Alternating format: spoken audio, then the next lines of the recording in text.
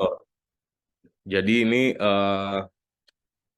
bisa dibilang saya hanya sharing saja sebenarnya, karena kebetulan saya advokat yang banyak menangani perkara eh,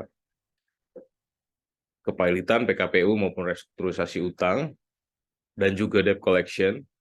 Jadi ini hanya sekedar sharing kepada teman-teman. Mungkin teman-teman mahasiswa juga sudah banyak yang punya apa namanya pengetahuan sedikit, pernah dengar berita, apalagi sekarang lagi agak ramai soal kepailitan.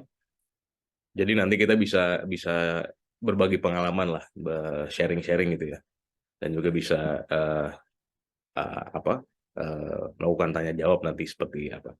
Eh, Pak Yano, mohon izin tadi saya sudah sampaikan bahan ajar. Iya Nah, Pak, ini nanti buat baik Pak, baik. hmm. Tim IT mohon bantuannya untuk menampilkan slide-nya Pak Manuel.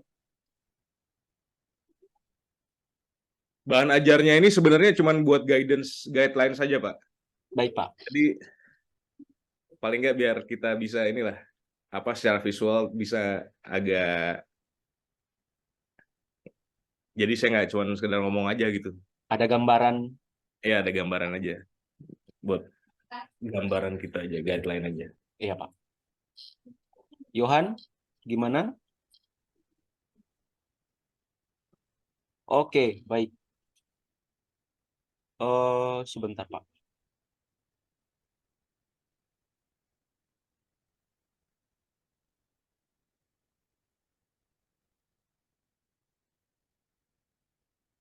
Silakan Johan, sudah diberikan status sebagai co-host.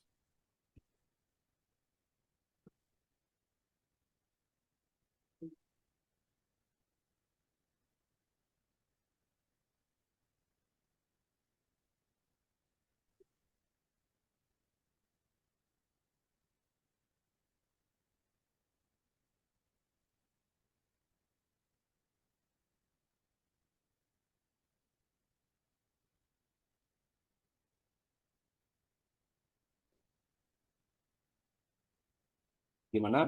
Bisa ditampilkan?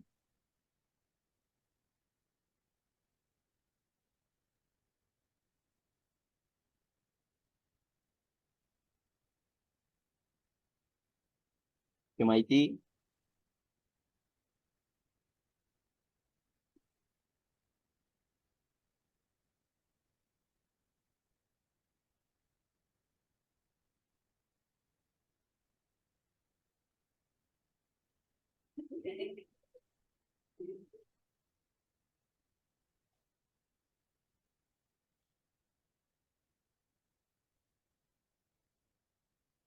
Mungkin saya sambil sambil paralel aja Pak Yano Iya, ya, dan iya Pak. teman-teman. Nanti sambil menunggu slide-nya muncul mungkin, karena itu hanya sebagai guideline aja sebenarnya. Eh, jadi untuk teman-teman mahasiswa mungkin kalau dulu kita saya di kampus itu hampir jarang sekali mendengar istilah kepailitan. Kita itu jarang sekali, eh, maksudnya ketika 15 tahun yang lalu ya, saya di kampus, itu saya jarang sekali mendapatkan informasi atau mendengar, bahkan mendengar istilah kepailitan itu sangat jarang. Karena memang waktu itu perkara tidak terlalu banyak ya. Nah, sekarang kepailitan itu jadi salah satu tren. Nah, tren ini kenapa bisa muncul? Karena kepailitan dan PKPU itu menjadi salah satu alternatif yang bagus ternyata, bisa menjadi salah satu obat yang baik untuk memberikan kepastian hukum. Nah, ini udah muncul slide-nya. Untuk memberikan kepastian hukum dan juga untuk memberikan recovery kepada para kreditor.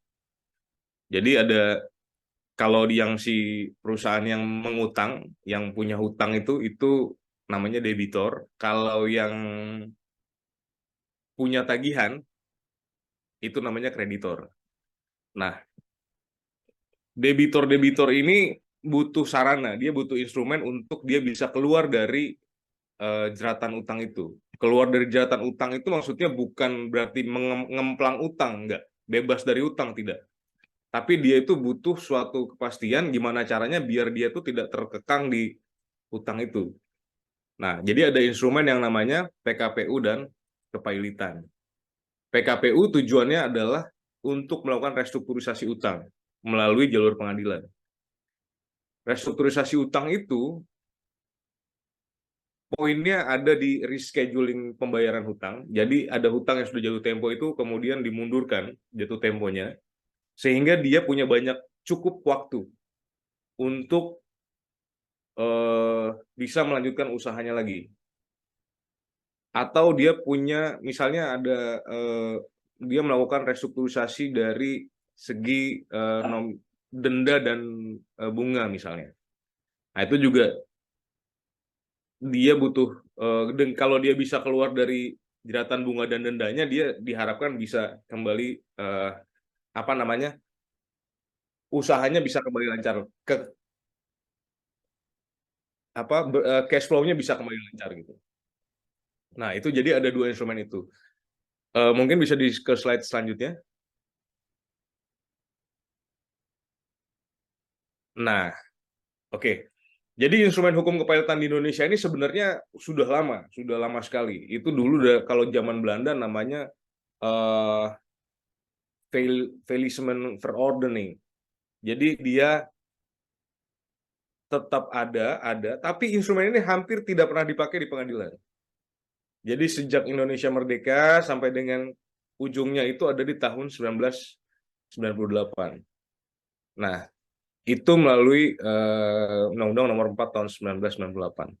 Sebenarnya undang-undang tentang kepailitan di tahun 98 itu adalah bagian dari paket kebijakan IMF. Jadi waktu pas krisis keuangan tahun 98, IMF itu bilang, saya mau kasih bantuan ke Anda, bantuan moneter ke Indonesia, tapi ada syaratnya ya. Syaratnya adalah salah satunya Anda harus punya instrumen yang namanya Undang-Undang Kepailitan. Nah, kenapa itu penting? Karena kepailitan itu menjadi benchmark, jadi standar.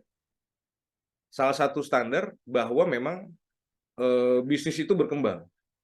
Jadi orang nggak cuma sekedar gampang invest saja, tapi harus ada way out-nya juga. Nah, kepailitan ini menjadi bagian dari way out itu. Jadi dari flow bisnis yang diharapkan. Karena IMF bilang, kalau cuma sekedar moneternya saja yang dikasih, nanti kita nggak bisa keluar dari nggak bisa bayar bantuan itu, nggak bisa mengembalikan pinjaman itu istilahnya.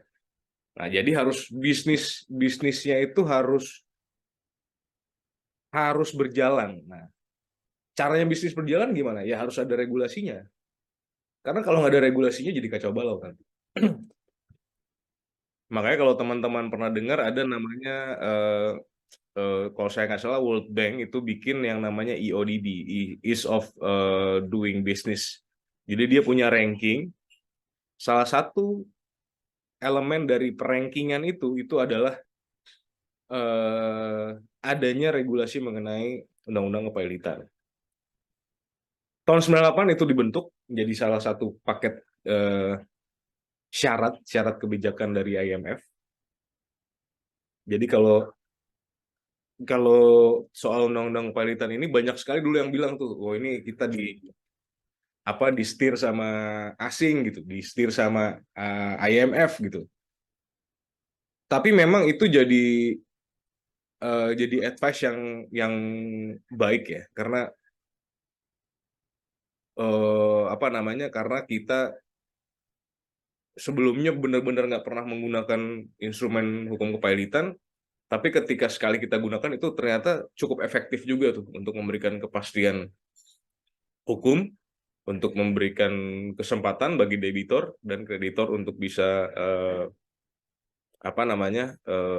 berunding secara keseluruhan. Karena kepailitan ini memang secara bisnis ya, kultur bisnis Indonesia itu si debitor itu sebenarnya kecenderungannya hanya dua. Dia itu memang nggak bisa bayar atau memang unwilling to pay. Jadi benar-benar fail to pay atau unwilling to pay. Jadi kan banyak tuh misalnya kita dengar ya di apa misalnya kayak kalau teman-teman iseng-iseng mau cek laporan-laporan keuangan perusahaan-perusahaan TBK itu biasanya ada tuh asetnya berapa, utangnya berapa. Nah, terus utang itu ada yang jatuh tempo, ada utang yang jatuh tempo, tapi kenapa utang jatuh tempo ini nggak dibayar-bayar? Nah, bisa jadi padahal utangnya itu masih lebih rendah sebenarnya daripada asetnya. Nah, jadi ada juga kemungkinan kebiasaan kulturnya orang Indonesia dalam berbisnis itu biasanya dia kadang-kadang suka unwilling to pay. Nah, itulah yang kemudian eh,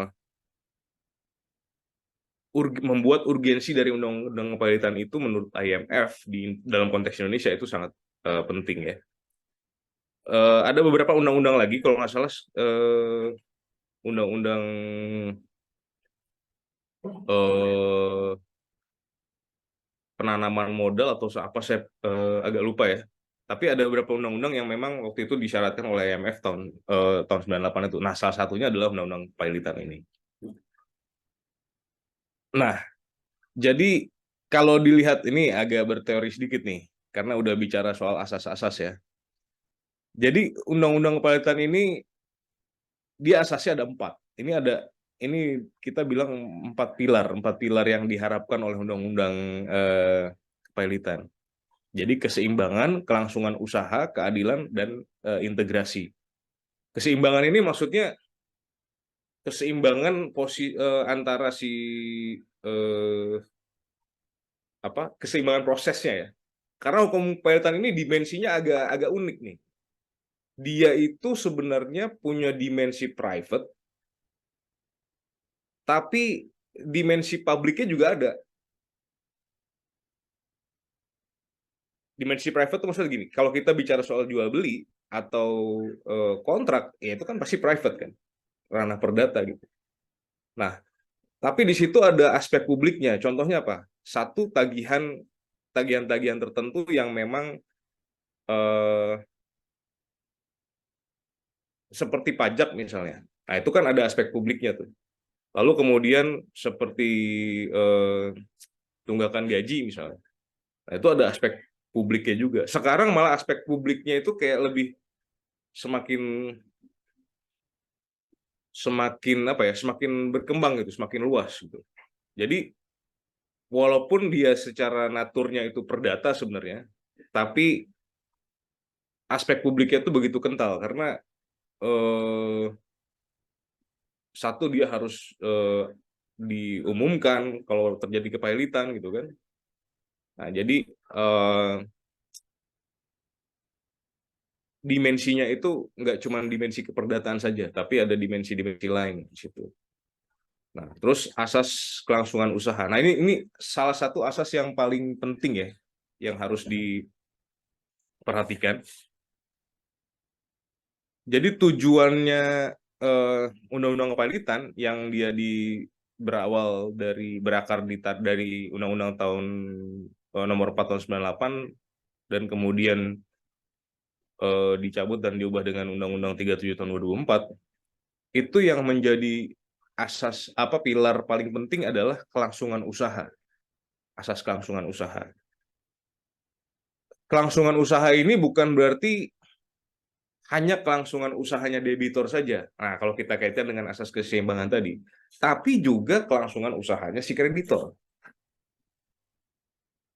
Misalkan gini, eh, pemerintah tuh tentu pengen, kita tuh pengen tentu si debitur ini usahanya tetap lanjut. Nah, tapi juga jangan sampai kreditor-kreditor yang punya tagihan ke dia ini, yang diutangin sama si debitur ini, itu jadi terhambat juga usahanya. Jadi nggak jadi terhambat juga usahanya karena tagihannya dia tidak dibayar sama si debitur. Nah, jadi harus ini dimensinya lebih kepada halo. Nah, ini dimensinya lebih lebih kepada kalau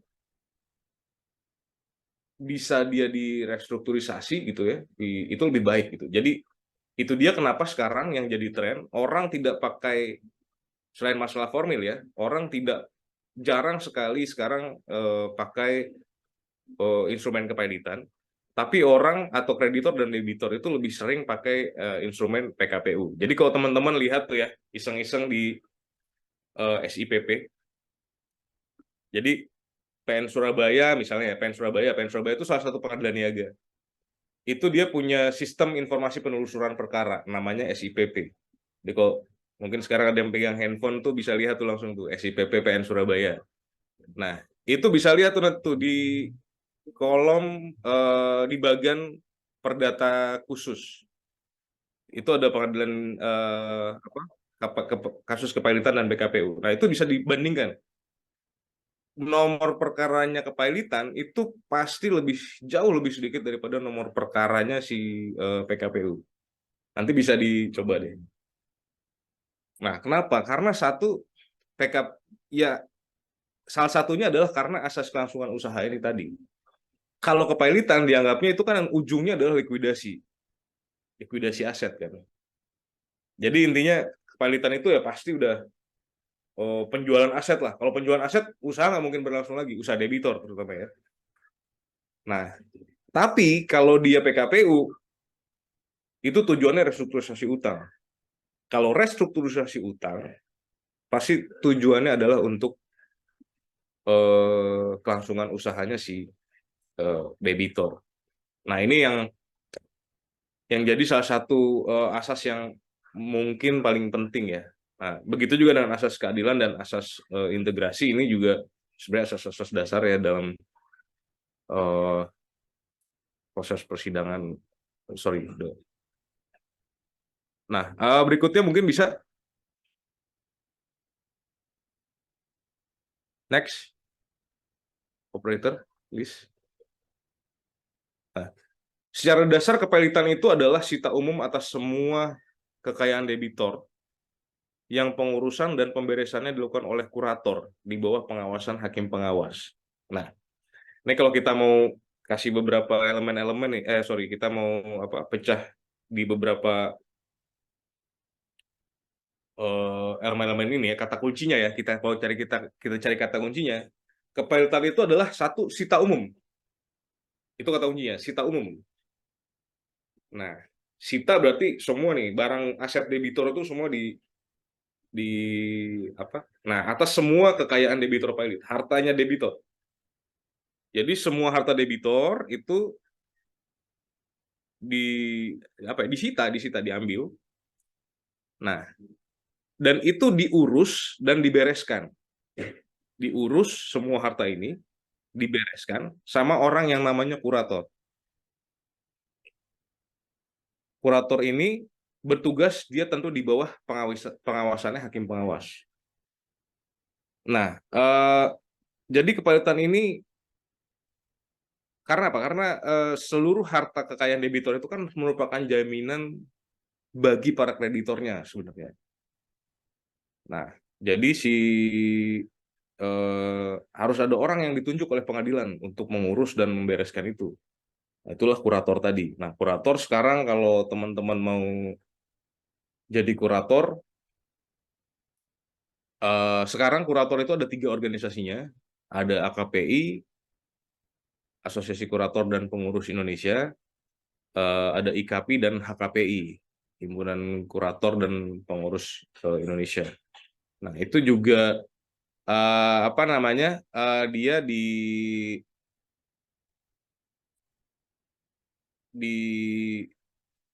disyaratkan harus advokat. Dia tuh harus advokat dan atau akuntan publik. Jadi punya latar belakang sebagai advokat dulu, lalu atau akuntan publik. Nah, jadi kurator ini salah satu profesi yang sebenarnya profesi turunan lah gitu. Jadi nggak bisa tuh orang lulus sarjana hukum, saya mau jadi kurator aja. Nah, itu nggak bisa langsung seperti itu, tapi ada prosesnya. Ya mungkin nanti teman-teman juga bisa cari tahu juga seperti apa. Kurator ini dia punya kewenangan yang sangat besar karena dia itu memang ditugaskan dan dilindungi oleh undang-undang untuk itu tadi melakukan sita umum atas seluruh asetnya debitor dan melakukan pemberesan, pengurusan dan pemberesan. Pemberesan itu maksudnya kalau pengurusan ya mengurus semua aset itu ya, maksudnya menjaga agar jangan sampai nilainya itu turun secara signifikan. Kalau pemberesan itu maksudnya dia yang melakukan penjualan. Jadi nanti dia yang menyita, dia yang mengurus, dan nanti yang menjual juga si kurator. Tentunya melalui cara-cara yang uh, dia dijual di muka umum. Nah, ini aspek publiknya juga salah satu aspek dimensi publiknya, karena dia harus terlebih dahulu dijual di muka umum seluruh harta kekayaan debitor ini.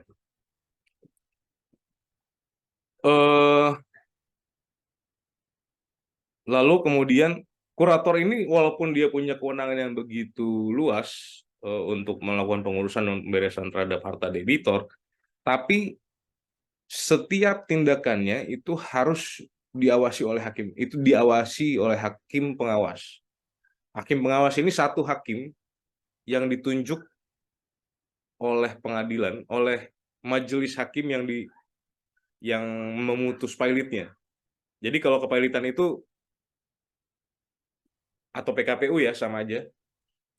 Itu nanti pada saat permohonan ada 3 hakim, majelis kita bilang, majelis pemutus biasanya kita bilang, atau biasa disingkat hatus tuh, hakim pemutus. Nah itu ada 3 orang di depan. Kalau ini dinyatakan pilot, maka dia mengangkat kurator dan menunjuk hakim pengawas. Si majelis itu. Hakim pengawas ini siapa? Hakim pengawas itu adalah hakim niaga juga, hakim niaga yang ada di pengadilan itu. Nah ini jadi salah satu ini juga ya. Jadi salah satu banyak sekali wacana yang bilang hakim pengawas itu sebaiknya ad hoc. Nah, sama kayak apalagi karena ini pengadilan niaga, pengadilan yang bersifat khusus, harusnya hakim niaga itu harusnya ad hoc, apalagi hakim pengawas. Nah, kalau dulu itu dia disebut sebagai hakim komisioner. Karena sifatnya itu sama kayak komisaris di sebuah perusahaan. Kalau si kurator itu sama posisinya kayak direktur lah. Soalnya dia yang menjalankan semuanya, dia yang memelihara aset, melakukan penjualan apa segala macam. Nah, tapi ada komisaris. Komisaris itu yang mengawasi kan, melakukan pengawasan, memberikan advice kepada direksi. Nah, begitu juga dengan hakim pengawas. Hakim pengawas itu kalau dulu disebutnya sebagai hakim komisioner, itu dia ya tugasnya untuk mengawasi aja sebenarnya. Nah, tapi ada ya tadi seperti yang saya bilang ada wacana juga nih. Ini hakim pengawas ini kayaknya kalau dari hakim niaga sendiri, maksudnya hakim karir itu kayaknya nggak mungkin punya bayangan atau tidak mungkin punya pengalaman untuk dalam tanda petik ya untuk mengetahui si aspek bisnis dari si dari debitor pilot gitu. Nah terus bagaimana dia bisa bisa melakukan pengurusan pemberesan dengan maksimal. Nah, tapi poinnya ini wacana ini sebenarnya namanya juga wacana ya nggak ada masalah ya. Tapi yang menurut saya hakim pengawas itu sebenarnya hanya mengawasi dari sisi hukumnya aja. Jadi jangan sampai nanti si kurator ini dia bergerak di luar dari ketentuan yang sudah digariskan dalam undang-undang tanpa ada pertimbangan-pertimbangan yang cukup gitu ya. Jadi ini hakim pengawas itu mengawasi jangan sampai proses pengurusan dan pemberesan itu keluar dari apa yang sudah digariskan dalam undang-undang pilotan dan undang-undang yang berkaitan lainnya. Berikutnya, next.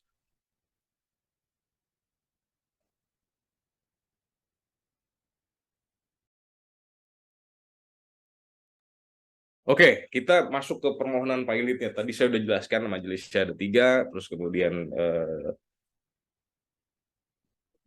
sama seperti persidangan pada umumnya.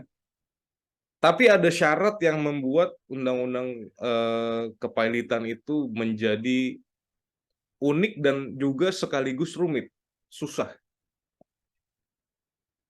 Nah, jadi karena ada syarat yang paling utama adalah syarat dari permohonan pernyataan pilot itu ada debitor itu mempunyai 2 atau lebih kreditor. Jadi ada 2 kreditor dan salah satu utangnya sudah jatuh tempo dan dapat ditagih. Nah, itu baru bisa dinyatakan pilot. Nah, ini yang agak sulit nih, agak susah nih di dalam proses kepilitan di Indonesia. Jadi ruang inilah yang kemudian walaupun dia sangat mudah ya sebenarnya di satu sisi ya. Karena orang itu kalau dia punya 2 kreditor, minimal 2 kreditor, salah satu utangnya udah jatuh tempo dan dapat ditagih, itu dia bisa dinyatakan pilot tuh. Nah, itu di sisi itu sangat mudah, tapi di proses sebelum permohonan itu yang sulit. Eh ada di mana ada momen di mana perusahaan itu kalau di kalau perusahaan TBK mungkin kita bisa tahu karena dia disclose semuanya. Dia wajib disclose semua kreditor-kreditornya dia, utang-utangnya dia karena ada laporan keuangannya di di bursa kan, di bursa efek.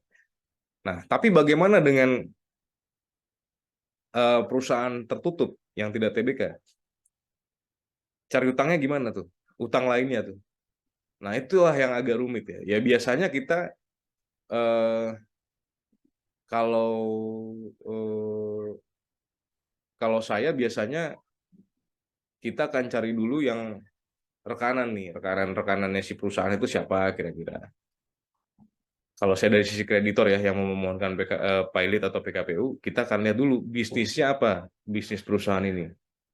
Lalu kira-kira dia punya kerjasama eh, sama siapa aja, masih punya utang nggak ke situ. Nah itu agak sulit tuh. Jadi karena apa? Karena Undang-Undang PT di Indonesia ini tidak mewajibkan perusahaan untuk mendisklose laporan keuangannya. Jadi gimana caranya kita bisa tahu bahwa si debitur ini, oh ini ada utang lain nih, gitu. Nah, itu agak agak rumit ya. Nah tapi itu nanti ada trik-triknya sendiri lah. Nah eh, selain ini permohonan pilot itu selain bisa diajukan oleh kreditor, bisa juga diajukan oleh si debitornya sendiri. Jadi debitor sebagai pemohon dia memohonkan dirinya sendiri untuk pilot. Ini sama kayak chapter 11-nya US Bankruptcy Act ya. Jadi kalau teman-teman tahu pernah dengar gitu US Bankruptcy Act itu orang itu kalau di US itu kalau dia udah nggak mampu bayar utang, nyerah, give up. Nah, dia langsung ajukan pilot itu bisa biasa gitu. Nah, di Indonesia ini kulturnya nggak begitu. Kulturnya orang kalau ngajukan pilot itu benar-benar kayak apa? Wah, banyak banget itu. Jadi salah satu hambatan-hambatan bagi orang itu. Karena kalau di kita akibat dari kepilitan, direksi itu di Undang-Undang PT bahkan kalau dia sebelumnya jadi direktur di perusahaan yang pilot, untuk jangka waktu 5 tahun itu nggak boleh jadi direktur di perusahaan lain di Undang-Undang PT itu. Terus udah gitu kalau di Undang-Undang Pemilu ya kalau saya nggak salah itu ada juga tuh eh, calon kepala daerah atau jabatan-jabatan publik tertentu ya jabatan-jabatan politik tertentu itu nggak boleh orang itu pernah pilot. Jadi kalau orang pernah pilot dia nggak bisa maju jadi bupati, jadi wali kota tuh nggak bisa berdasarkan undang-undang kalau saya nggak salah undang-undang pemilu deh. Nah jadi akibat kepilitan ini bukan hanya akibat kepada harta debitor aja, tapi juga kepada si organ-organnya debitor gitu. Apalagi kalau debitor itu adalah perusahaan ya, jadi direksinya itu bisa bisa mendapatkan eh, bukan sanksi, tapi pembatasan, saya bilang pembatasan. Jadi dia di ban nggak boleh jadi direksi lagi di perusahaan lain, nggak boleh jadi ikut kontestasi pemilu. Gitu. Nah jadi prosesnya kepilitan itulah kenapa kepilitan di Indonesia ini salah satunya menjadi begitu menakutkan gitu. Baik untuk debitor, terutama untuk debitor ya, itu sangat menakutkan. Karena memang dampaknya itu luar biasa untuk si organnya debitor sendiri. Nah, selain oleh debitor dan kreditor, ini juga bisa dilakukan oleh certain entity. Jadi yang pertama itu adalah kejaksaan. Nah, ini juga bagian dari aspek publiknya nih tadi yang saya bilang. Walaupun dia ada aspek perdataannya, tapi elemen publiknya itu, dimensi publiknya itu sangat kental. Nah, kejaksaan untuk kepentingan umum. Nah, ini udah pernah dilakukan oleh kejaksaan. Kalau saya nggak salah itu ada dua. Satu, halo? Ini, oh ya, oke. Kalau saya nggak salah itu ada beberapa yang sudah pernah dilakukan oleh kejaksaan, itu di Pengadilan Niaga Jakarta Pusat dan di Pengadilan Niaga Medan. Itu nanti bisa kita share. Jadi kalau yang kejaksaan ini biasanya karena sebenarnya ada instrumen yang kayak siapa beberapa perusahaan-perusahaan yang kayak apa tuh yang Indra Kents ini, kayak DNA Pro, terus kemudian kayak yang kemarin Indra Kents itu tuh perusahaan-perusahaan trading akun bodong itu. Itu sebenarnya bisa dia pakai instrumen kepailitan untuk memberikan recovery kepada si korbannya, karena korban dianggap sebagai kreditor, menjadi bagian dari kreditor juga, dan ini untuk kepentingan umum. Nah, lalu dalam hal debitornya adalah bank, nah permohonan hanya dapat diajukan oleh Bank Indonesia. Ini sebenarnya harusnya OJK nih. Nah, terus dalam hal debitor adalah perusahaan efek, bursa efek, lembaga clearing, penjaminan, lembaga penyimpanan dan penyelesaian. Permohonan tanpa hanya dilakukan oleh Badan Pengawas Pasar Modal. Nah, ini sekarang OJK juga nih, Bapak Pam. Dalam hal debitor adalah perusahaan asuransi, perusahaan asuransi dana pensiun atau badan usaha milik negara yang bergerak di bidang kepentingan publik. Permohonan pernyataan pelit hanya diajukan oleh Menteri Keuangan. Kalau untuk yang asuransi dan reasuransi dana pensiun itu sekarang kewenangannya ada di OJK. Nah, kenapa kok bank, perusahaan efek, terus lembaga clearing, perusahaan asuransi itu kok kenapa kewenangannya hanya boleh diajukan oleh OJK? Nah, kenapa demikian? Ini ada hubungannya juga dengan ketahanan moneter kita, moneternya Indonesia ya. Karena kalau misalkan bank itu bank atau perusahaan keuangan lah ya, saya bilang lembaga keuangan non bank lain seperti asuransi, bursa efek dan lain-lain, itu dipilotkan dengan begitu mudah. Tadi kan syaratnya sangat mudah. Ada dua kreditor, salah satu utangnya sudah jatuh tempo dan dapat ditagih. Kalau debitor berupa bank dan perusahaan asuransi itu dapat dimohonkan pilot dengan sangat mudah, maka khawatir nggak cuma satu bank yang kolaps gitu, semuanya juga bisa kolaps. Jadi ditakutkan akan ada dampak sistemik dari sisi moneter, dari sisi keuangan secara makro ya. Nah, begitu juga dengan BUMN misalnya. Nah, ini BUMN ini juga agak unik nih. Sekarang juga banyak yang mengajukan permohonan PKPU terhadap BUMN, bahkan ada BUMN yang pilot gitu kan. Nah, sebenarnya BUMN yang seperti apa yang boleh diajukan oleh kreditor?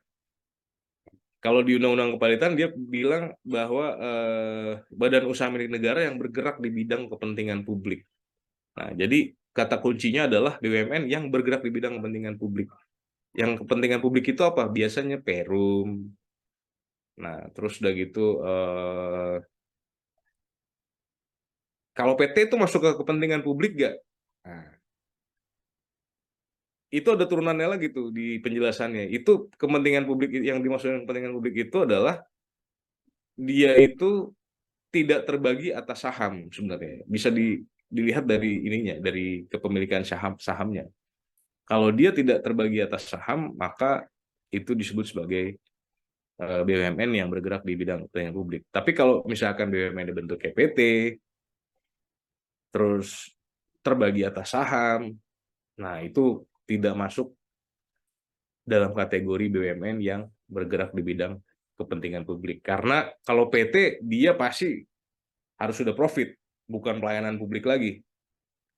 Beda sama misalnya kayak kalau dulu kan kereta api itu PT KAI itu dulu namanya Perumka, Perusahaan Umum Kereta Api. Nah, Perumka itu kenapa jelek dulu? Ya karena memang untuk pelayanan publik aja. Itu. Tapi pada saat dia bertransformasi menjadi PT KAI, PT Kereta Api Indonesia, maka ya orientasinya harus diubah dari yang tadinya pelayanan publik jadi pelaksana pelayanan publik menjadi profit oriented sebagaimana layaknya PT. Berikutnya,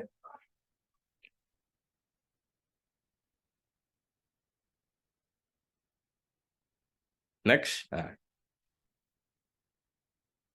Nah, ini ada skemanya. Jadi kepalitan itu jadi salah satu instrumen yang sangat bisa diandalkan untuk melakukan recovery utang. Salah satunya adalah karena masalah timeline-nya yang benar-benar jelas ya. Di undang-undang itu disebutkan sampai permohonan, terus udah gitu disampaikan kepada ini seperti ini contohnya nih. Disampaikan berapa hari sejak tanggal permohonan didaftarkan, terus pengadilan mempelajari permohonan menetapkan hari sidang dalam waktu paling lambat 3 hari. Nah, terus sidang pemeriksaan dan permohonan pernyataan pilot diselenggarakan dalam jangka waktu paling lambat 20 hari, sampai putusan itu paling lambat harus diucapkan 60 hari setelah tanggal permohonan pernyataan pilotnya didaftarkan. Jadi ini juga menjadi salah satu instrumen yang ini key point-nya kepilitan itu di sini nih sebenarnya. Jadi prosesnya itu begitu cepat. Saking cepatnya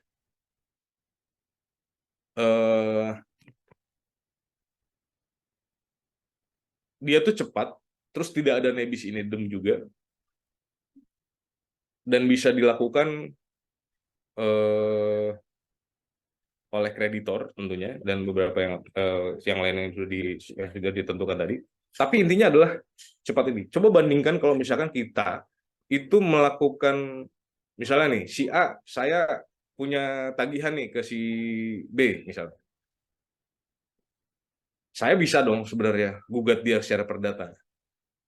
Nah, tapi gugatan perdata itu berapa lama prosesnya? Nah, kalau teman-teman coba lihat di entah itu putusan Mahkamah Agung atau di SIPP itulah, di Sistem Informasi Penelusuran Perkara di pengadilan itu. Itu kalau teman-teman lihat, itu ada tuh perkara dari tahun 2020, dia putus perdatanya di tingkat pertama diputus, lalu kemudian tingkat bandingnya dia banding, terus diputus juga, terus kemudian kasasi diputus juga. Itu ada yang range waktunya itu antara 2 tahun sampai 3 tahun sampai dengan dia kasasi. Itu pun belum tentu kalau misalkan ada PK, belum lagi kalau ada PK. Nah, jadi kalau perdata itu kelemahannya dia hanya apa ya? Salah satunya adalah range waktunya yang nggak jelas, yang nggak rigid. Nah, di undang-undang kepilitan itu bahkan dimention waktunya harus sekian, kamu harus putus sekian, gitu.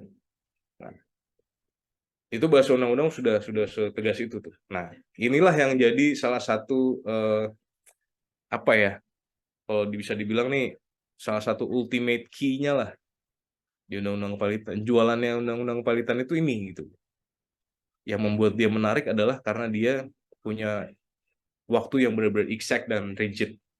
Walaupun dalam praktek agak sulit menerapkannya. Sulit dalam artian kita nggak tahu kendala-kendala misalkan di lapangan ternyata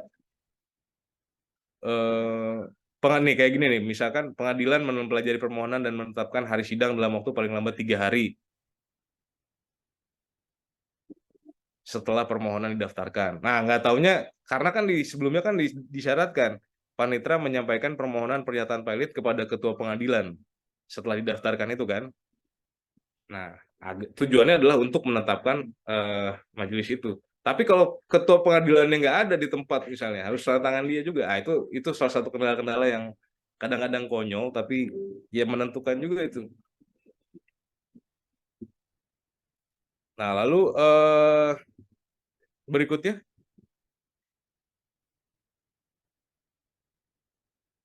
next. Nah, ini ada sedikit perbedaan terkait dengan siapa yang jadi pemohonnya ya. Kalau permohonannya oleh debitornya debitor apa dulu? Apakah debitor PT atau debitor perorangan? Kalau debitor perorangan, dia itu, nah ini yang paling penting adalah kalau dia sudah menikah, dia itu harus bisa juga membuktikan adanya status hartanya. Apakah hartanya ini adalah harta yang dipisahkan? Maksudnya ada perjanjian apa pemisahan harta dengan suami atau istrinya, eh, atau seperti apa? Karena ini menjadi penting nanti. Jadi apa? Jadi kalau nggak ada perjanjian pisah harta, berarti semua harta baik yang atas nama si kalau pemohonnya suami misalnya, semua atas apa harta istri yang atas nama istrinya itu juga bisa ditarik sebagai budul pailit gitu. Berikutnya,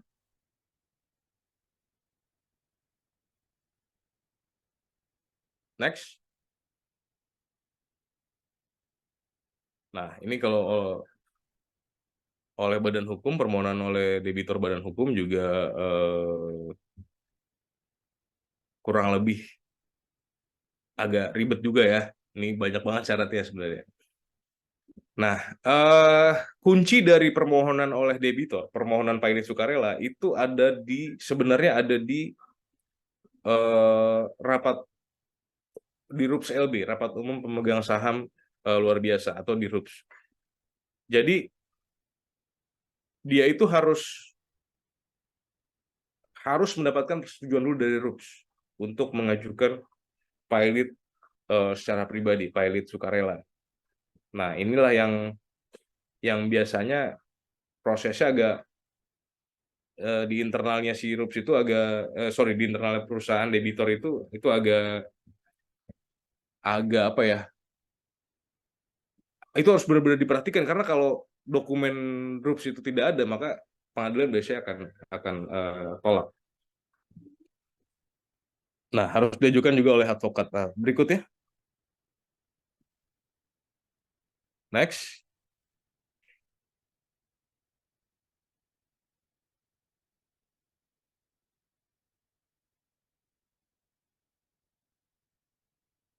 Nah, ini untuk yang debitor bank, perusahaan efek, lembaga keuangan dan lain-lain itu, perusahaan asuransi juga, itu ada yang namanya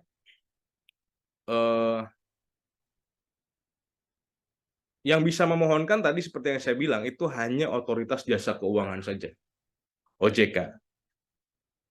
Nah, OJK ini juga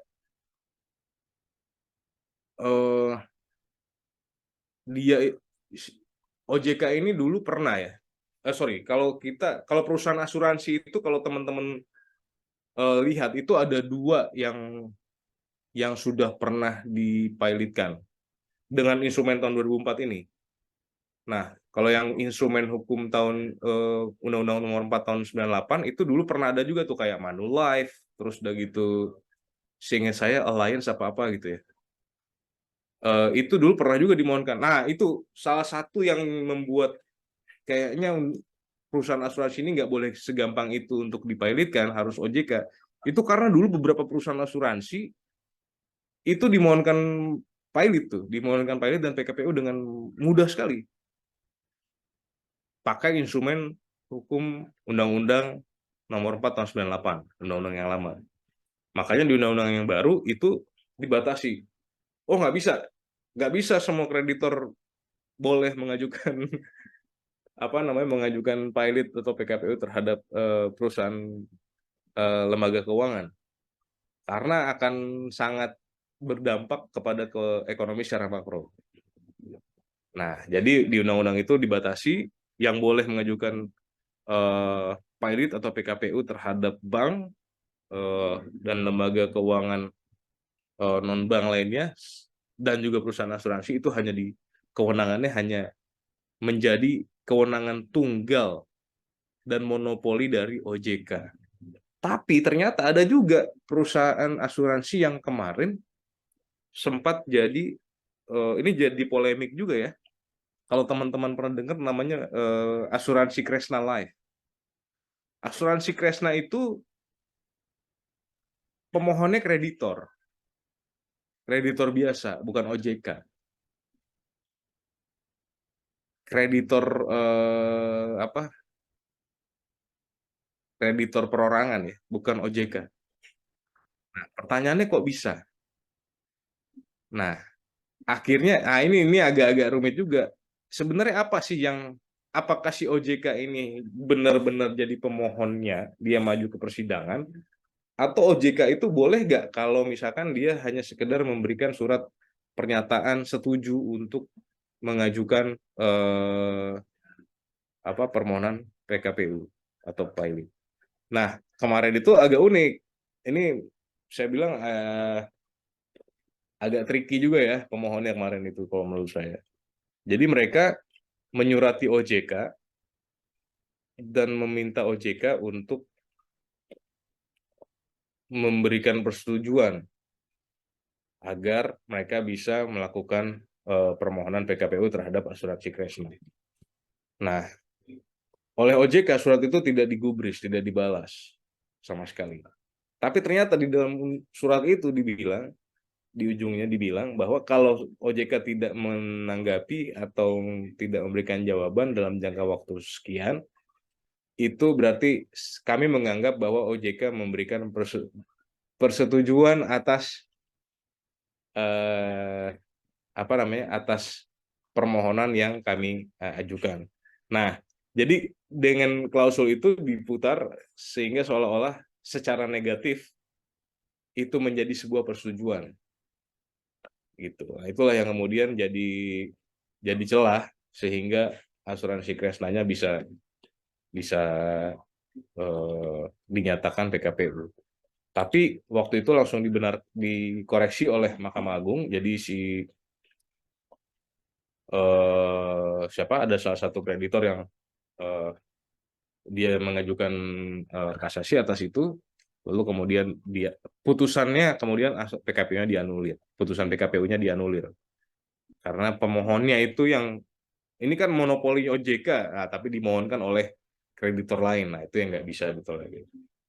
Nah, terus kalau permohonan oleh BUMN atau BUMD yang bergerak di bidang kepentingan publik ini hanya bisa dilakukan oleh Menteri Keuangan. Lalu, nah ini apa namanya dokumen-dokumen tambahannya. Berikut, next. Nah, ini permohonan oleh kreditor juga kurang lebih hampir sama, tapi nggak perlu ada syarat yang kayak tadi ya, nggak perlu ada rules, nggak perlu ada lain-lain. Yang dibutuhkan itu hanya ini harus diajukan di pengadilan niaga pada pengadilan negeri yang menjadi bagian dari domisilinya si. Nah, ini harus diperhatikan nih. Ini karena ini kemarin ada kasus yang sangat ramai sekali. Jadi permohonan pilot itu hanya bisa diajukan di pengadilan niaga pada pengadilan negeri yang menjadi cakupan domisilinya si termohon, si debitor. Jadi pengadilan niaga di Indonesia itu ada 5. Satu di Medan, pengadilan niaga pada pengadilan negeri Medan. Yang kedua di Jakarta Pusat, pengadilan niaga pada pengadilan negeri Jakarta Pusat. Yang ketiga itu Pengadilan Niaga Semarang, Surabaya, dan Makassar. Kalau yang Medan itu dia mencakup Provinsi Aceh, NAD, Sumut, Sumbar, Riau, dan Kepulauan Riau. Sama saya kalau nggak salah tuh Jambi ya, kalau nggak salah. Nah, kalau Jakarta itu, oh sama Bengkulu juga nih yang Medan nih. Kalau yang Jakarta Pusat itu Palembang, Sulsel, Sumsel, Lampung, Bangka Belitung, Jawa bagian Barat, Banten, Jabar, DKI ya, sama Kalimantan Barat. Nah, terus kalau yang Semarang, Pengadilan Niaga Semarang itu hanya Jawa Tengah dan Yogyakarta saja. Nah, Pengadilan Niaga Surabaya itu dari Kalimantan Timur, Selatan, Tengah, Jawa Timur, Bali, Nusa Tenggara. Nah, yang kelima itu Pengadilan Niaga Makassar. Pengadilan Niaga Makassar itu seluruh Sulawesi, terus Maluku sampai Papua sana. Nah, ini harus diperhatikan domisilinya. Jangan sampai nanti kejadian seperti yang kemarin nih, kalau teman-teman pernah tahu namanya ada permohonan PKPU-nya PT PP Persero ya di Pengadilan Niaga Makassar. PT PP Persero itu domisilinya di Jakarta. Kalau melihat ketentuan eh, regulasi terkait dengan domisili debitor dan pengadilan niaga yang mencakup domisilinya, itu harusnya karena dia tinggal di Jakarta, maka harusnya diajukannya di Pengadilan Niaga Jakarta Pusat. Tapi kemarin diajukan di Pengadilan Niaga Makassar dan dikabulkan lagi. Itu bahayanya tuh itu tuh. Yang bikin heboh adalah itu diajukan di Makassar, domisilinya di Jakarta Pusat. Sorry, domisilinya dia di Jakarta ya, Jakarta Timur. Diajukan di PN Makassar oleh kreditornya dan kemudian dikabulkan oleh PN Makassar. Nah, salah satu yang jadi pertimbangan adalah dalilnya pemohon, dia bilang bahwa ini di kontraknya dia, kalau misalkan ada sengketa, maka choice of forumnya itu, choice of domicile-nya itu adalah Pengadilan Negeri Makassar. Nah, dia pakai dasar yang ada di kontrak itu. Dia dalilkan kontrak ini udah ada nih choice of forumnya. Iya, choice of forum dan choice of domicile-nya. Itu ada di Pengadilan Negeri Makassar. Nah, kebetulan di Pengadilan Negeri Makassar juga ada pengadilan niaga, memang betul. Nah, kemudian diputus sama hakimnya. Oh iya, bisa nih masuk. Oke, ada utang, masuk. Ada dua utang, salah satu utangnya sudah jatuh sudah dapat ditagih. Forumnya di Pengadilan Negeri Makassar. Jadi sekalipun dia apa namanya berdomisili di Jakarta Timur, Jakarta, tapi hakim berpandangan, oh karena di kontrak dia bilang klausulnya adalah kalau ada sengketa di Pengadilan Negeri Makassar, oh maka masih bisa. Apalagi kita juga kebetulan pengadilan niaga. Ah, itu yang sama sekali tidak boleh dilakukan. Jadi itu adalah, saya harus bilang itu pertimbangan paling, apa ya bilangnya ya, itu paling paling bodoh lah sudah. Gitu. Karena apa? Karena klausul mengenai pilihan domisili itu bisa disimpangi dalam undang-undang kepahilitan. Bahkan klausul choice of forum ada arbitrase saja, nah itu pun bisa disimpangi dalam undang-undang kepahilitan. Karena apa? Karena undang-undangnya jelas, itu bisa dilakukan di domisili pengadilan niaga yang mencakup domisilinya si debitor. Jadi nggak peduli dia harus, kalau dia bilang, oh ini klausulnya harus arbitrase. Nah, karena apa? Karena poin dari sengketa, dari permohonan pailit, itu bukan masalah sengketa hutangnya lagi. Jadi hutangnya harus benar-benar nyata. Nah, kalau dibilang ada arbitrasenya segala macam, maka itu masih berarti utangnya masih jadi sengketa nih. Gitu. Nah, jadi pengadilan, undang-undang kepailitan itu sangat ketat terhadap domisili dari si debitor ya. Jadi nggak bisa kita hanya mengacu pada kontrak. Oh enggak, itu hanya berlaku untuk dia, untuk mereka berdua saja. Nah ini kan nanti akan ada kreditor yang lain yang masuk. Kreditor yang lain ini nggak mungkin mengacu pada kontrak yang diajukan, yang dibuat antara si pemohon dan termohon saja, karena ada kreditor yang lain nanti yang ikutan verifikasi gitu. Nah, mereka punya kontrak dan klausul-klausul domisilinya sendiri kan, masing-masing itu. Nah, makanya agar dia masuk ke asas keseimbangan, asas keadilan dan integrasi tadi, maka kalau permohonan pailit nggak boleh di pengadilan niaga yang di luar dari domisilinya si debitor, sekalipun itu ada klausulnya di dalam kontrak ya. Berikutnya, satu lagi juga ya, nggak apa-apa lanjut ya. Kenapa kok yang permohonan PKPU pailit itu ya, yaitu harus dilakukan kalau diajukan oleh kreditor, itu kenapa kok harus advokat? Kenapa dia, kalau pengadilan negeri kan kita ajukan gugatan itu kan nggak ada kewajiban advokat. Bahkan kalau teman-teman lihat sidang-sidang pidana itu bahkan untuk perkara-perkara yang diancam dengan pidana di bawah 4 tahun ya kalau saya nggak salah ya, 4 tahun atau 5 tahun, itu nggak apa-apa, dia nggak wajib didampingi oleh advokat. Tapi ini kenapa undang-undang menyatakan wajib untuk di diajukan bahkan oleh advokatnya, oleh seorang advokat. Nah, karena pembuat undang-undang itu berpikir begini, ini saya kasih timeline yang sangat strict. 60 hari harus putus kalau pailit. 20 hari harus putus kalau PKPU. Dengan timeline yang seperti itu, maka nggak mungkin kalau misalkan si kreditor sendiri yang mengajukan permohonan dan dia sendiri. Nggak mungkin. Karena apa? Karena hari ini permohonan, besok harus sudah jawaban. Misalnya. Jawaban, lalu kemudian replik-duplik nggak ada, lalu kemudian pemeriksaan bukti surat, lalu kemudian pemeriksaan ahli, berikutnya pemeriksaan ahli tadi sudah ya, ahli atau saksi, terus kemudian kesimpulan dan putusan. Nah, paling tidak minimal tuh ada 6 sidang, 6 persidangan, dan itu timeline-nya sangat tight berarti kan.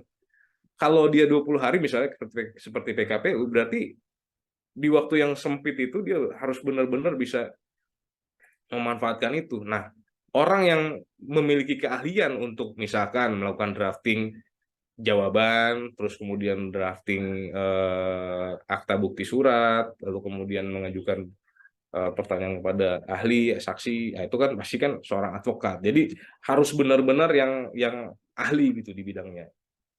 Karena kalau dilakukan oleh prinsipal sendiri secara langsung, prinsipal nggak akan mungkin bisa. Nanti hakimnya harus ngajarin lagi jawaban itu seperti ini Pak. Nah kalau di pengadilan perdata tuh kan biasa tuh kayak gitu kan. Apalagi kalau kita ke desa-desa, ke kampung-kampung. Saya dulu di kampung saya tuh masih ada yang kayak gitu tuh. Jadi karena lawyer nggak ada di kampung, jadi dia jalan sendiri. Terus kemudian hakimnya itu sambil marah-marah saking keselnya dia sampai ngajarin nanti jawaban itu seperti ini ya gitu. Nah, jadi untuk menghindari hal seperti itu, karena ini timeline-nya sangat tight ya, maka wajib diajukan oleh seorang advokat. Berikutnya, next.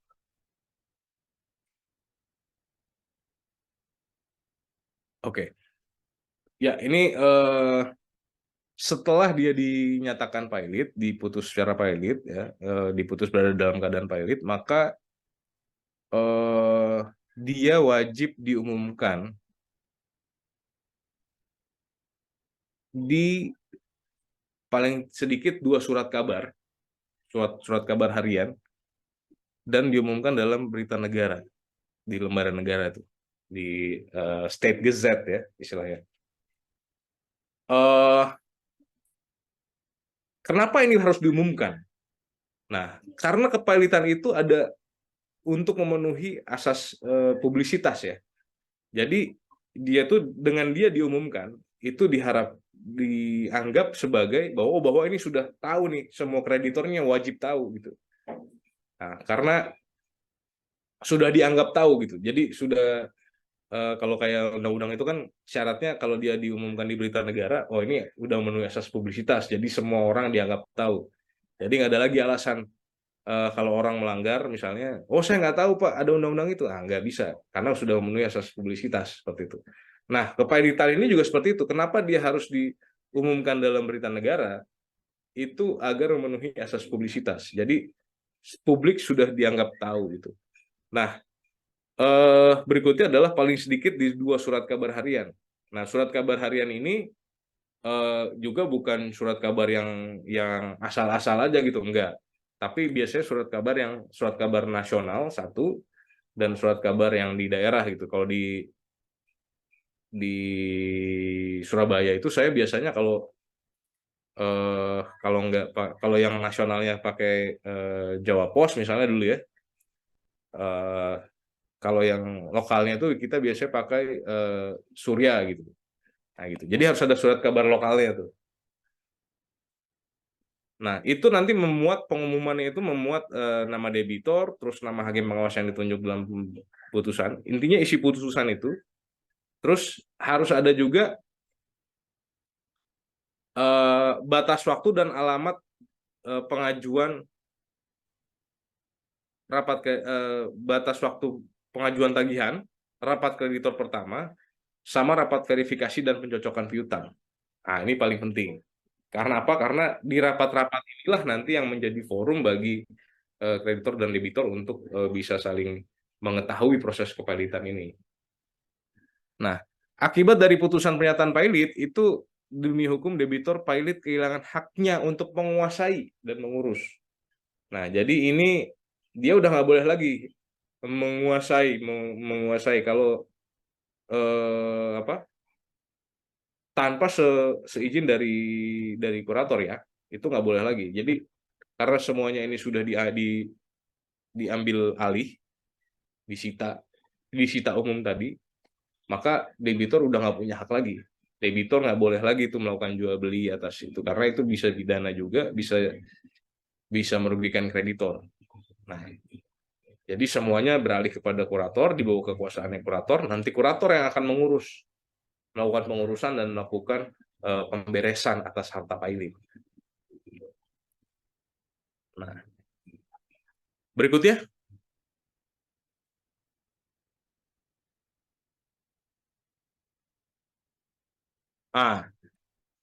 Jadi teman-teman sekalian, tadi di rapat-rapat itu, kalau di dalam kepailitan itu ada endingnya itu 2 sebenarnya. Satu pemberesan, likuidasi aset, jadi semuanya dijual. Itu pun kalau dia sudah berada dalam keadaan insolvensi, jadi dianggap benar-benar sudah tidak mampu membayar. Nah, yang kedua itu bisa juga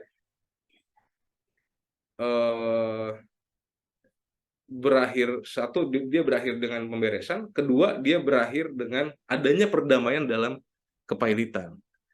Nah, adanya perdamaian dalam kepailitan ini juga agak beririsan sama perdamaian yang ada dalam PKPU. Nah, gimana nih? Jadi ini ada dua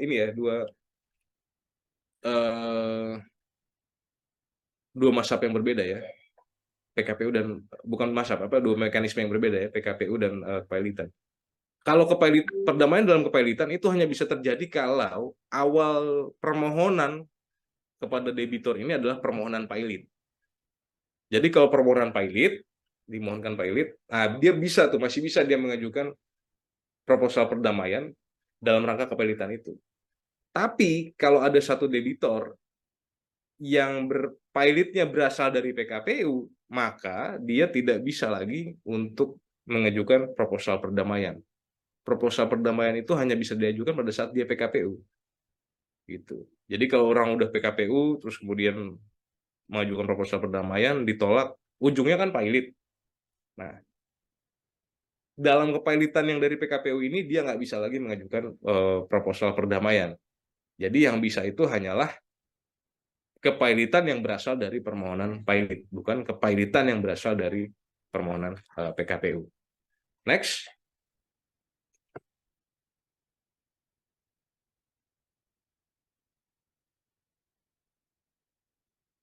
Nah, tadi kan kurator punya tugas ya. Nah, kurator ditunjuk dan dia punya tugas nih untuk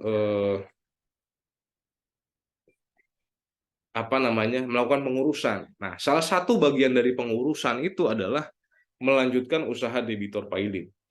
Nah, ini yang biasa kita sebut sebagai ongoing concern ya. Nah, kenapa kok? Lah ini kan udah pilot, si pemiliknya saja sudah gagal, intinya gitu. Melakukan pengelolaan terhadap perusahaannya, direktur saja sudah gagal. Lah, kok ini kurator sok-sokan mau melanjutkan usaha debitor pilot? Nah, tentu saja di kurator itu kalau melanjutkan usaha debitor itu harus berdasarkan usulan dari kuratornya atau dari kreditornya. Nah, tujuannya adalah untuk melakukan maksimalisasi nilai aset. Karena apa? Karena banyak juga aset-aset yang, wah ini kalau dijual itu si kreditornya kalau ini dilepas itu nggak bisa dapat apa-apa kreditornya. Contohnya misalkan kayak perusahaan saya pernah misalkan kayak perusahaan tambang. Perusahaan tambang itu yang berharga dari perusahaan tambang itu asetnya nggak ada sebenarnya perusahaan tambang itu, tambang batu bara lah. Itu nggak ada asetnya. Semua peralatan sewa. Kalau peralatan sewa ya bukan punyanya debitur dong berarti, namanya juga sewa. Nah, apa yang paling berharga dari sebuah perusahaan tambang? Yang paling berharga dari sebuah perusahaan tambang adalah izin usaha pertambangannya. IUP, IUP, biasa kita sebut. Nah, IUP ini sayangnya sekalipun dia berharga, tapi dia tidak bisa diperjualbelikan. Nah, jadi kurator nggak mungkin membereskan itu. Menjadikan bagian areal tambangnya itu sebagai bagian dari skema kepilitan. Nah, cuman kalau isinya misalkan batu baranya ya masih bisa diambil, masih bisa dijual. Nah, gimana caranya biar ini lebih efektif?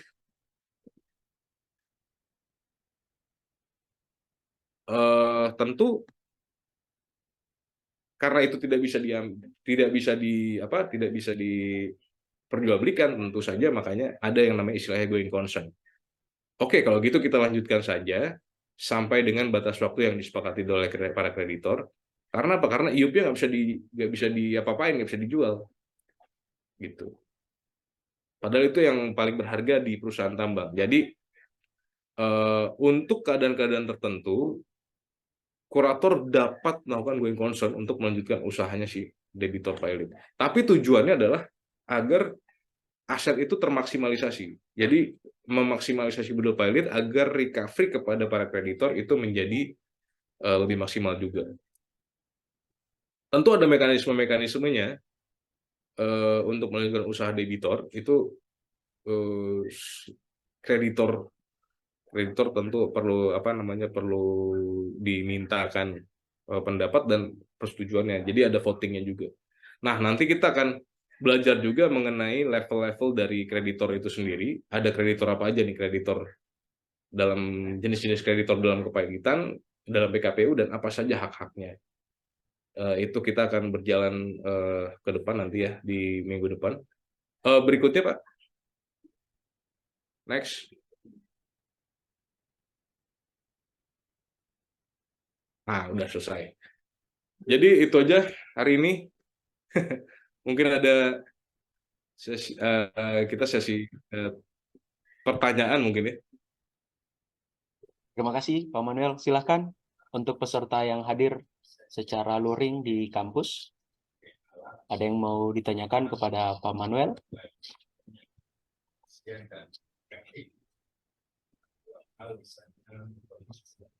Gimana? Yang luring, yang daring? Yang daring? Kalau belum ada, saya tanya deh ke Pak Manuel. Pak, menarik sekali tadi soal disclose apakah tidak bisa didisclose untuk kepentingan penegakan hukum, Pak? Itu pertanyaan dari saya, Pak Manuel. Oh, yang itu tadi ya, yang laporan keuangan itu ya. Iya, Pak. Ah, Apalagi kalau misalnya kasus mungkin ada yang terkait dugaan TPPU mungkin, Pak. ya, kalau apakah nggak bisa didisclose? Nggak bisa. Itu hanya itu hak, itu nggak ada kewajiban Pak dari si eh, perusahaan ya. Kalau kita ngomongnya konteksnya PT ya, itu nggak ada kewajibannya. Di undang-undang PT itu nggak mewajibkan eh, perusahaan terbatas atau ya perusahaan perseroan terbatas ya, yang non TBK itu nggak ada kewajiban untuk mengumumkan, untuk mengeluarkan, untuk memberitahu bahkan. Nah, jadi biasanya kita kalau taktiknya gini Pak, gimana caranya biar bisa disclose? Biasanya eh, kita minta kita biasanya bikin kontrak dulu nih, bikin kontrak dan kita minta adanya laporan keuangan secara berkala.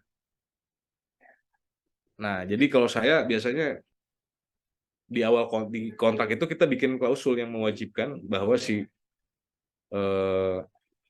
si debitur itu memberikan laporan keuangan. Nah, itu biasanya juga dilakukan sama lembaga keuangan ya. Kalau dia memberikan pinjaman, itu di kontrak itu, setiap kontrak itu pasti akan bilang bahwa harus dalam jangka waktu yang secara berkala itu dia memberikan laporan keuangannya untuk mengetahui kondisi keuangannya.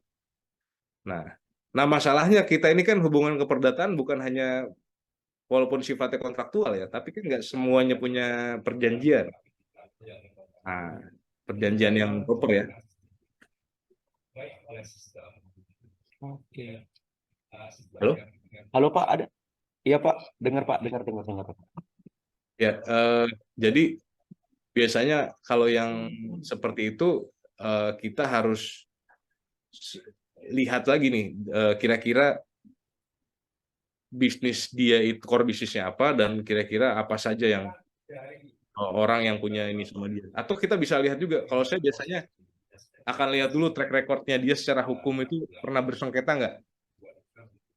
Nah, kita kan ada yang tadi tuh saya bilang tuh sistem informasi penyusunan perkara misalnya debitor A nih kita tinggal masukin aja namanya. Pernah nggak dia berperkara punya punya sengketa perdata di pengadilan-pengadilan di domisilinya dia.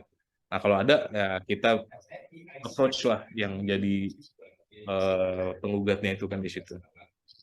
Tapi memang secara itu menjadi yang menyulitkan ya, makanya eh, kalau kayak di negara-negara lain kayak di Singapura itu kan memang wajib membuat laporan keuangan dan memberikan itu kan bisa diakses accessible gitu. Kalau di Indonesia enggak. Jangankan bisa diakses, bisa jadi mereka nggak pernah bikin laporan keuangan. Nah, itu yang agak bahaya. Atau Oh, bikin laporan keuangan tapi ada dua laporan keuangannya kan. Ada satu buat pajak, ada satu buat yang operasional gitu. oke. Iya, Itu iya, yang iya, iya, iya. jadi Bisa kendala Pak. masuk, bisa masuk. Berarti bisa ada punya kaitan ke pelanggaran pajak juga ya, Pak? Kalau misalnya Iya, laporan keuangannya enggak betul. iya. Kalau buat laporan pajak kan biasanya kan di ini tuh di rugi SP, terus tuh. SPJ ya, Pak? Yang Enggak, pemberitahuan. bukan Oh, laporan keuangan. Kalau laporan keuangan kan biasanya kalau buat pajak dirugikan aja tuh apa dihitung rugi aja semuanya gitu kan. dihitung Dimanipulasi rugi lah aja dalam tanda semuanya. petik gitu. Nah, banyak lah yang kayak gitu. Biasalah. Oke, baik. Terima kasih, Pak Manuel. Yang rekan-rekan di kampus, Lurik, siapa yang mau bertanya? Yang mau nulis-nulis soal hukum perdata, nulis skripsi? Oke, ada sepertinya Budi sudah terlihat. Ya, silakan, Budi.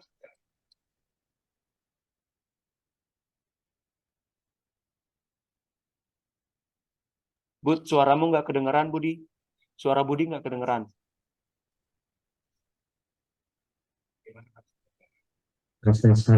Nah, oke, silakan. Pak, supaya ya. Terima kasih. Saya ingin bertanya Pak terkait ini yang dijelaskan Bapak tadi terkait restrukturisasi itu Pak. Eh, saya ini pernah dengar dari apa masyarakat itu ya Pak. Itu restrukturisasi itu kan eh, ini kan Pak, kayak kebijakan dari perbaikan yang dilakukan dalam kegiatan perkreditan terhadap debitur yang berpotensi mengalami kesulitan Pak. Tetapi saya itu pernah menemukan suatu case itu di mana restrukturisasi itu terjadi pada saat misalnya perusahaan ini tuh terkena dampak dari sebuah bencana alam, misalnya COVID kemarin, Pak. Apakah kebijakan restrukturisasi itu hanya ada pada saat perusahaan ini tuh mengalami dampak atas bencana itu, Pak? Apakah bisa sewaktu-waktu saya melakukan itu karena keuangan saya itu lagi seret, misalnya saya dalam usaha itu saya lagi bangkrut atau bagaimana, Pak? Begitu. Terima kasih. Ya, kemarin memang kalau teman-teman perhatikan ya, waktu pas COVID kemarin itu kan ada istilah yang namanya relaksasi sama restrukturisasi itu. Nah, itu lagi kata kunci yang ngetren tuh pada saat COVID kemarin. Nah, restrukturisasi itu apa sih sebenarnya? Ini sebenarnya nanti kita akan bahas sendiri ya, tapi saya spill dikit aja deh, biar ada bayangan gitu buat teman-teman. Jadi restrukturisasi itu sebenarnya namanya aja sudah restruktur. Jadi keadaan di mana kita anggap sekarang perusahaan itu mengalami sebuah kesulitan keuangan, kesulitan cash flow. Nah, tapi bukan berarti dia benar-benar mati tadi, yang seperti dibilang tadi bangkrut gitu ya. Nah, bisa nggak dia bertahan? Karena tujuan dari restrukturisasi adalah kelangsungan usaha, keberlanjutan usaha. Nah, gimana caranya biar dia bisa bertahan? Oh, caranya adalah dia harus diberikan waktu agar utangnya ini tidak usah dibayar dulu. Nah, karena kalau orang utang itu biasanya kan kesulitan cash flow. Tapi aset ada misalnya. Cuman aset nggak bisa liquid. Contohnya kayak kemarin waktu pas di COVID kemarin gitu ya. Atau kalau dia jual aset, ternyata aset ya kalau dia jual aset usahanya akan bisa jalan. Contoh misalnya, asetnya ada tapi mesin misalnya. Ya kan, mesin pabrik nih. Nah, kalau itu dijual, nutupin utangnya, ya pabriknya tutup. Nggak ada operasional lagi. Nah, rugi nggak? Rugi. Yang rugi siapa? Debitornya rugi, kreditornya rugi, pemerintah juga rugi. Karena apa? Karena kalau dia tutup, masyarakat nggak penganggurannya banyak, terus udah gitu pajaknya nggak dapat, ya kan? Potensi pajaknya menurun, jadinya berkurang. Nah, jadi restrukturisasi itu selalu ada. Bahkan kalau teman-teman pinjam ke bank ya, pinjam ke bank, ini misalnya kredit Oppo ini, kredit apa sekarang ini apa kredivo ya, misalnya kredivo atau apalah gitu. Kredit Nah, online juga termaksud nggak, Pak? ya bisa. Itu ada nggak restrukturisasinya? Ada, coba aja lihat. Bisa nggak tuh di reschedule? Ada, coba deh. Kayak kredivo, terus apa tuh, yang pinjol-pinjol itu, yang pinjol ini ya, yang pinjol yang legal ya, itu ada nggak? Ada. Jadi nggak hanya di momen-momen tertentu saja gitu. Bukan karena dia karena bencana alam saja misalnya, enggak. Tapi bisa juga memang karena yang namanya kesulitan keuangan itu kan biasanya bersifat sistemik ya. Kecuali kalau kita mismanagement, nah itu beda lagi gitu. Misalnya dipinjemin tujuannya untuk pinjam uang 100 miliar tujuannya buat bangun pabrik, nah itu kan produktif. Buat investasi kan, buat produktif tuh. Tapi kalau kemudian dikasih pinjam 100 miliar tujuannya untuk bikin pabrik, tapi yang dipakai 50 aja deh buat pabriknya. Nanti 50 buat bangun rumah saya sama buat jalan-jalan ke Eropa misalnya. Nah, itu kan konsumtif. Nah, pokoknya selama pinjaman Anda sifatnya produktif dan bukan konsumtif, itu selalu bisa direstrukturisasi. Gitu. Nah, ini kita jadi ngomongin bisnis, jadi bukan Oke. ngomongin hukum ya nih. Tapi kalau untuk hukumnya sendiri itu mengacu pada apa Pak Manuel? Restrukturisasi itu sebenarnya ini kan sifatnya keperdataan ya. Baik. Jadi kesepakatan para pihak terkait dengan restrukturisasi itu murni kesepakatan sebenarnya. Tapi instrumennya ini Undang-Undang Kepala dan PKPU. Jadi restrukturisasi kalau ini restrukturisasi di dalam pengadilan. Kalau di luar pengadilan ada nggak? Ada juga. Yaitu restrukturisasi bilateral tadi. Nah, tapi kalau restrukturisasi bilateral ini kan terlalu rumit. Kalau kreditornya cuma 2 atau 3 sih nggak apa-apa. Kalau kreditornya 100, nah gimana kita bisa ngomong bilateral? Perjanjian dulu sama yang satu, sampai dengan 100 kreditor tuh gimana cara nemuin? Nah, makanya Undang-Undang Kepemilikan dan PKPU kasih instrumen ini. Nah, ini daripada kamu ribet-ribet datangin 100 kreditor, ya udah kamu restrukturisasi aja di sini, agar 100 kreditor itu nanti yang datang. Dia lapor, terus direstrukturisasi melalui putusan perjanjian perdamaian yang dihomologasi oleh pengadilan. Itu, Pak. Baik. Terima kasih, Pak Manuel. Satu Oke. orang lagi Mas Budi. sebelum kita akhiri. Apa, ada lagi yang mau ditanyakan? Baik, kalau tidak ada lagi Ya. dari... Saya mau kasih tips sedikit kalau teman-teman ada yang mau punya bikin skripsi di soal kepailitan. Silakan, Itu Pak. putusan mungkin ada yang nanti coba dicari tahu ya. Itu ada putusan PKPU-nya PP Persero yang PP kemarin Persero. PP Persero, Pembangunan Perumahan Persero yang kemarin diputus di Pengadilan Niaga Makassar. Nah, dia diputus dalam keadaan PKPU, tapi kemudian dicabut itu pernyataan PKPU-nya. Jadi setelah diputus dicabut oleh majelis yang sama. Nah, itu agak unik tuh, karena itu satu-satunya perkara niaga yang ada dissenting opinion-nya. Kalau teman-teman mau, jadi kalau di pengadilan konstitusi atau di Mahkamah Konstitusi atau di perkara-perkara di perkara pidana atau perkara tipikor gitu kan sering kita dengar dissenting opinion. Tapi ini adalah putusan pengadilan niaga pertama yang ada dissenting opinion-nya. Nah, itu menarik tuh. Nanti coba dikasih tahu tuh. Baik, Pak. Apa dasarnya dan mengapa sampai bisa ada ya? Nah, itu. Karena itu sangat menarik tuh. Baik. Terima kasih. Itu untuk kita pagi hari ini dari Pak Manuel tadi saran untuk yang menulis baik jurnal ataupun mungkin skripsi nanti. Oke.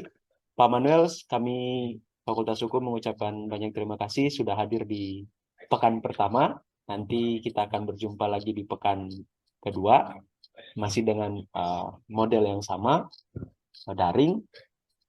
Semoga apa yang hari ini kami dapatkan dan di 4 pekan ke depan dapat bermanfaat bagi mahasiswa Fakultas Hukum yang memang sementara ditujukan untuk menjadi lulusan-lulusan Fakultas Hukum yang berkecimpung di dunia hukum bisnis, Pak.